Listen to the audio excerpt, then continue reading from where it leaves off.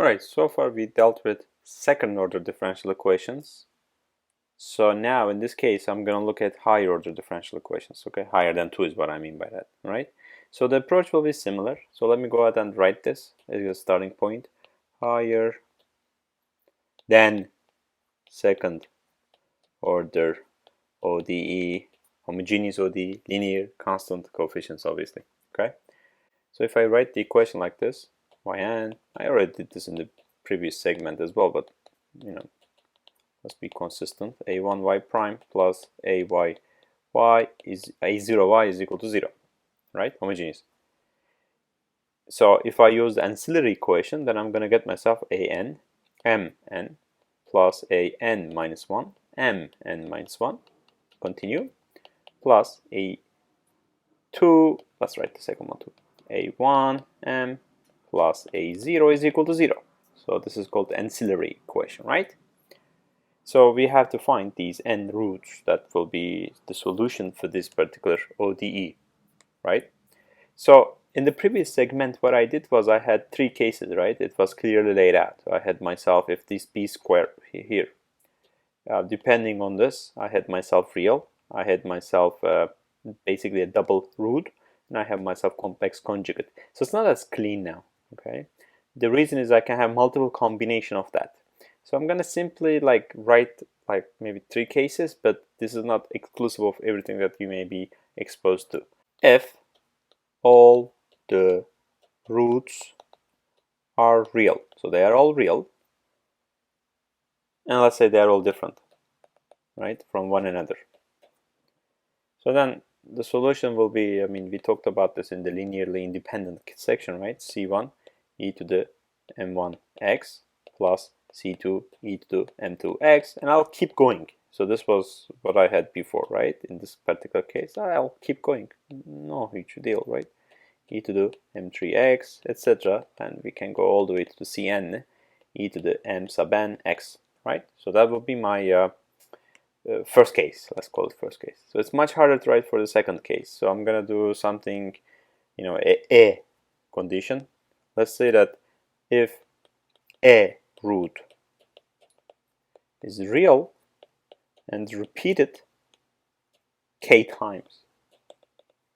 Okay, so what I will get is then I will have C1 e to the mx plus C2 x e to the m2x plus C3x square e to the m3x plus, let's say, k times, right? So ck, let's be careful, x to the power of k minus 1, right? Look how it's formed. E to the mkx. But then I didn't say that this is the only root. So I said, oh, there's only k, there's n. N is the number of roots, but out of these n, k are repeated like, you know, k times. But then I'll have other roots as well.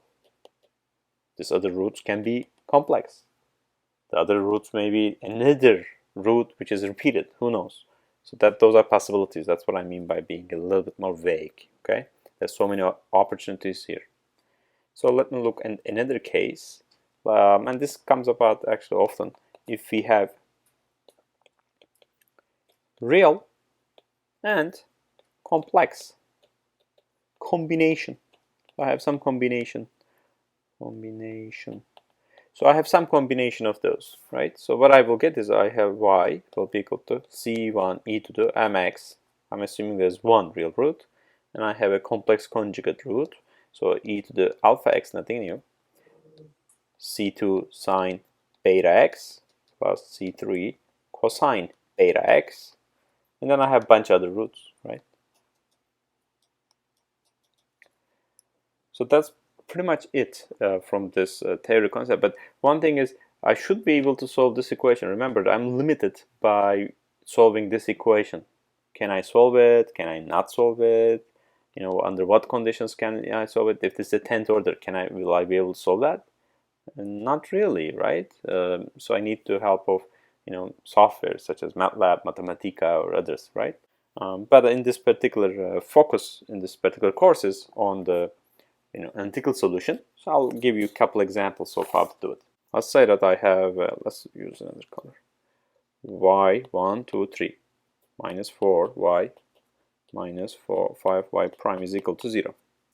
So if I write in the ancillary form, I will get myself m cubed minus 4m squared minus 5m is equal to 0. So this was not too bad because now I can see m is a root, right? So I can take in m parentheses. So I'll get myself m squared minus 4m minus 5 is equal to 0, right? So then I will do my typical thing of minus b plus minus b squared minus 4ac squared of it divided by 2a, right? So let's do it. So that will be, remember this is a, this is b, this is c, a is 1. So I will get myself 4 plus minus square root of b squared is 16 minus 4 times minus 5, right? There's a minus. Divided by 2. And I will get myself 4 plus minus 6 by 2. So my m1, let's say, will be 5. Let's say I get the positive. And the second one, m2, will be, if I take the negative, I'll get minus 1, right? 4 minus 6 is minus 2 divided by 2 is minus 1. So if I go ahead and write this, then it's, c1 e to the 0 is a root, so 0x plus c2 e to the 5x, right? Plus c3 e to the minus x. So this is 1, right? So I got myself c1 plus c2 e to the 5x plus c3 e to the minus x as the solution for this particular case. This is the general solution, right? Again, I'm kind of limited by what I can solve, but let me go ahead and attempt to solve another one and see what happens, okay? So this is the third order as well. D cube u, this time I gave by u. dt cube, just change the flavor a bit. I keep using y and x. d square u dt square minus 2u is equal to 0. And if I go ahead and write the ancillary form, I'm going to get m cube plus m squared minus 0, right? m1 and minus 2 is equal to 0. So I have 3 roots, right? So how am I going to find these 3 roots? I'm not given enough information.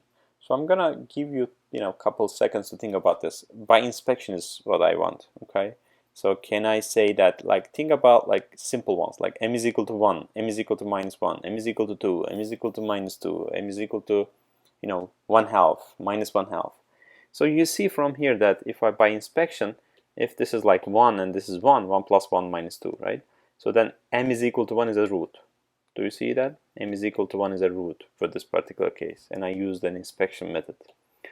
So this is slippery slope, right? I can say anything is by inspection, but to a limit, right?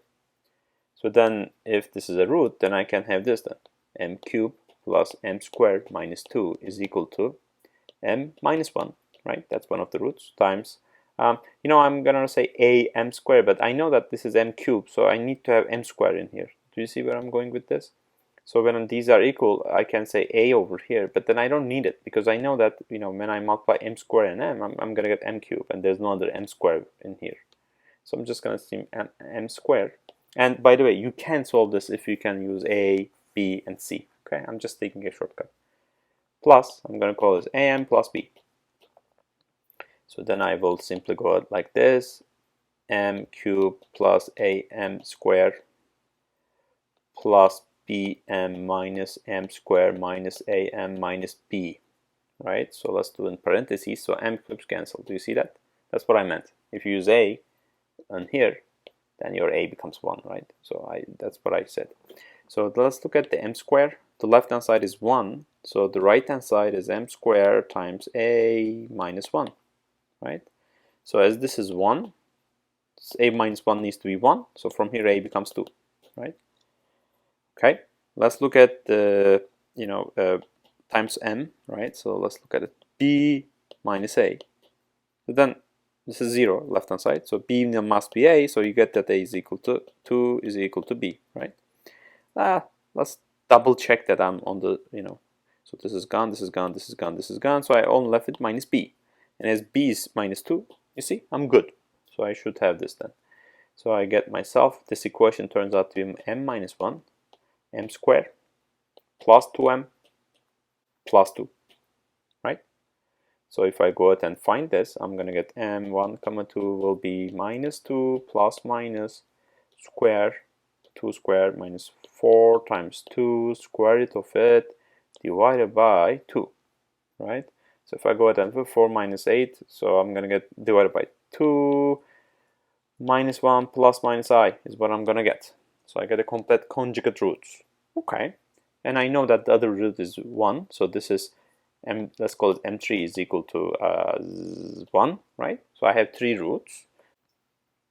So if I go ahead, you know I use u and t, right? So I have to be careful in here. So u, not y, will be equal to c1 e to the not x t plus, so this is just a reminder for myself, alpha, this is 1 is beta, plus e to the minus t times c2, because I use c1 already, sine t plus c3 cosine of t, right? So that's gotta do it for me for this particular homogeneous linear higher order differential equation with constant coefficients, right? And it was homogeneous. Now in the next segment, I'm going to focus on non-homogeneous. So this will come in handy. You'll see in a minute. Okay? All right. Have a nice day. I'll catch up with you later.